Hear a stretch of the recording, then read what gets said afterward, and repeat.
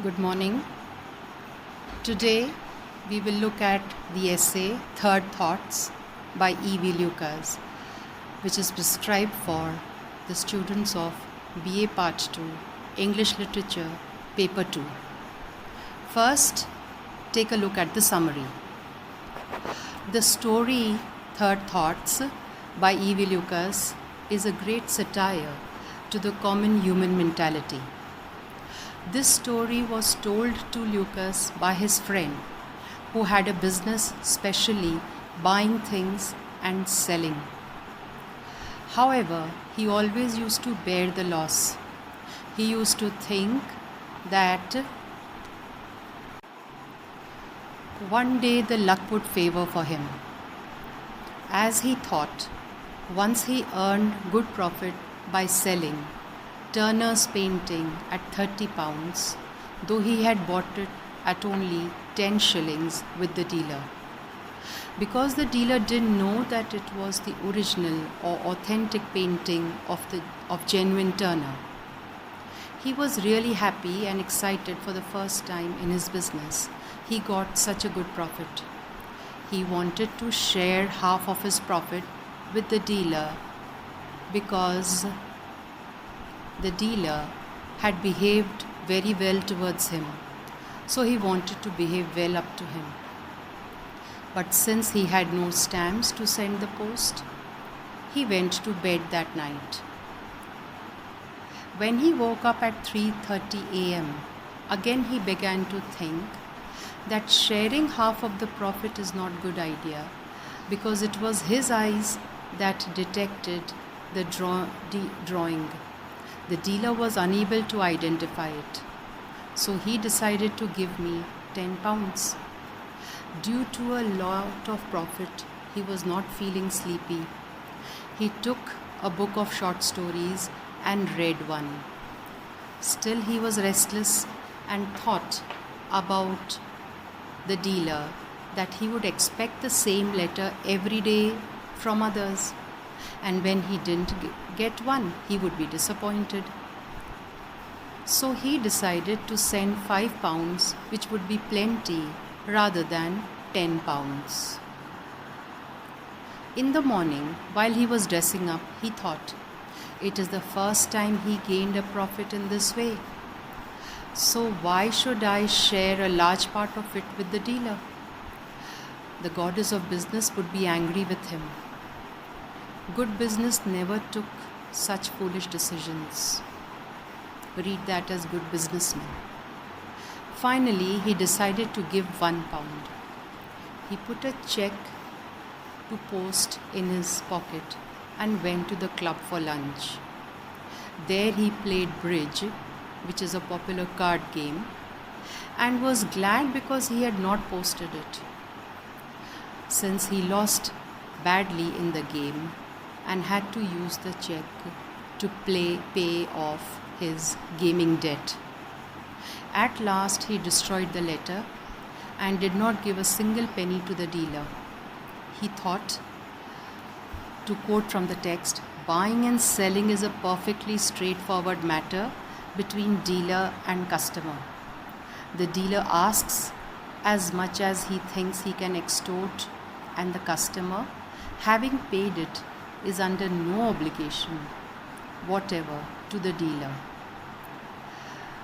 The lesson is a perfect blend of tenacity, humor, and satire.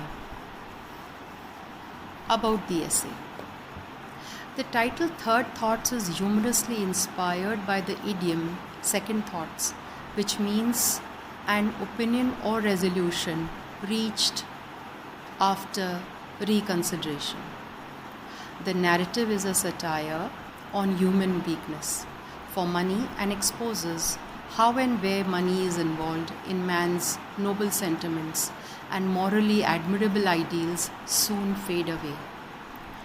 Man is basically selfish and materialistic, and for the sake of money, he can consider, reconsider, and even change his noble and ideal thoughts in his everyday social behavior.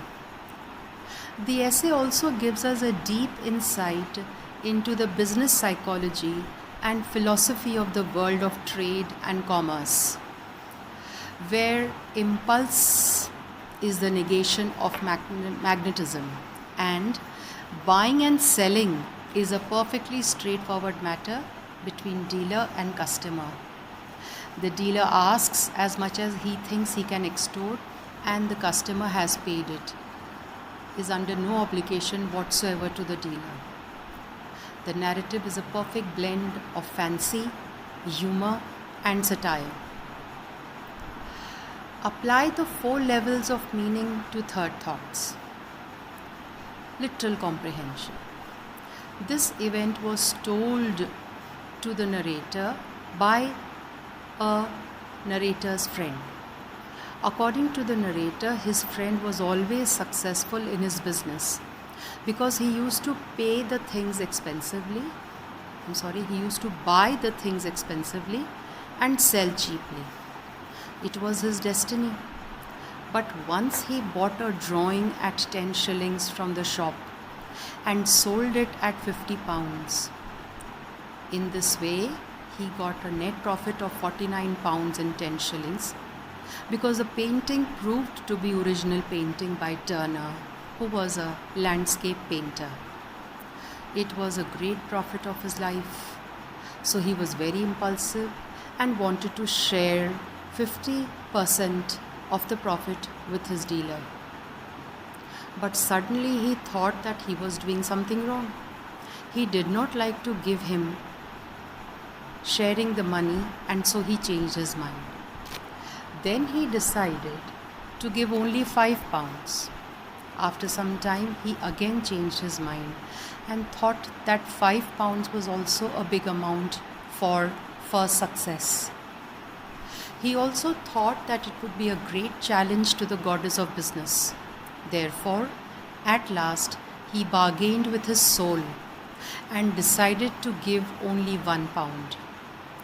Then after, he went to the club and he played bridge, a game of cards, and lost all the money, including the money in the envelope for the dealer. At last he came to the conclusion that buying and selling are perfectly straightforward matters between dealer and customer. So it is not necessary to share the profit. Interpretation. Through this beautiful and light-hearted essay, E.V. Lucas tries to express his arguments that buying and selling are a matter between the seller and the buyer. The essay also tries to say that all human beings are impulsive by nature. But in business, impulsive sentiments do not work at all. In business, profit-oriented motive is forceful. That motive is very practical, and it is a process of doing business through which one leads to the success. In this essay, a customer wants to share his profit with his dealer, but due to his profit-oriented nature, he does not let him share. The essayist also wants to interpret that people should not think more while doing a good thing. That means if one thinks too much, he will not be able to do anything perfectly. Through this short essay, the writer also makes fun of human weakness and foolishness. Critical thinking. This is an interesting essay through which the essayist wants to show the real principle of business. But there are some basic details which make me raise a few questions. Can we believe when a businessman purchases the things from the dearest market and sell in the cheapest? Is he ready to share his profit money with his dealer? Isn't he a very idealistic person? Can a dealer not recognize Turner's painting? Does he really sell such beautiful paintings lower in price? These are some valid questions. Assimilation. After reading this text, I came to understand the real nature of business. People who are always profit oriented. It also teaches me that all business persons should be very practical, and only practical business persons will be successful. Ideal and impulsive people are not successful in their business. Whenever I am buying anything from a dealer, I remember this story and its theme, that whether I have a profit or I am cheated. Then I begin to bargain with the dealer heavily, because this story has taught me that the dealer can take as much profit as he can. And I also come to understand that all people are impulsive by their nature, but sometimes their impulse does not come in their practical life when they become over thoughtful. This text also very clearly clarifies overthinking delays action.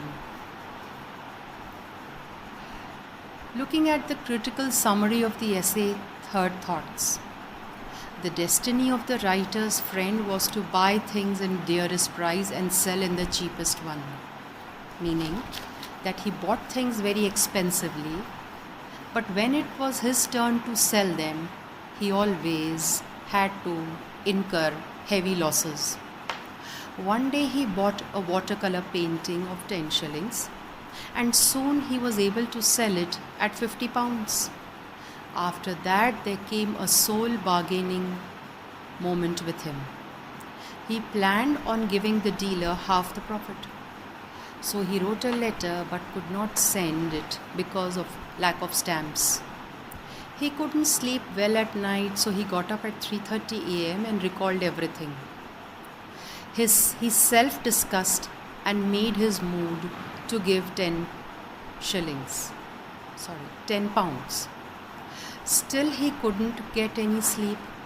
He again decided to give him 5 pounds. Again, while dressing the next morning, he thought to give him just 1 pound. As he went into the club for lunch, he played cards and lost all his money. Then he told himself that buying and selling is a straightforward event between the dealer and the customer, and there is no obligation on the part of the customer of any kind, not just the customer, on either side, both the dealer and the customer.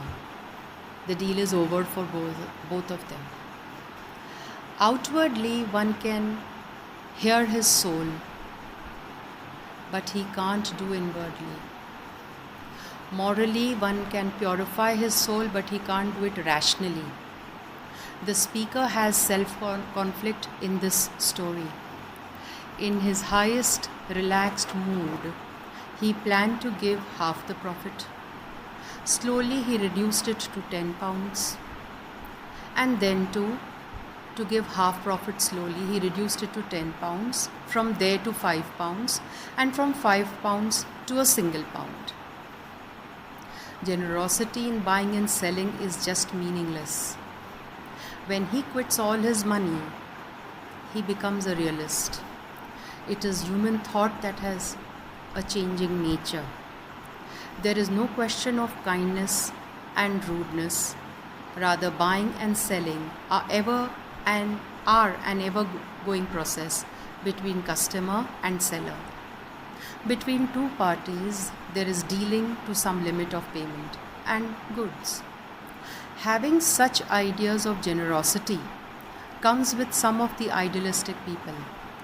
Both buyer and seller can do his best to sell in the dearest price and to buy in the cheapest one.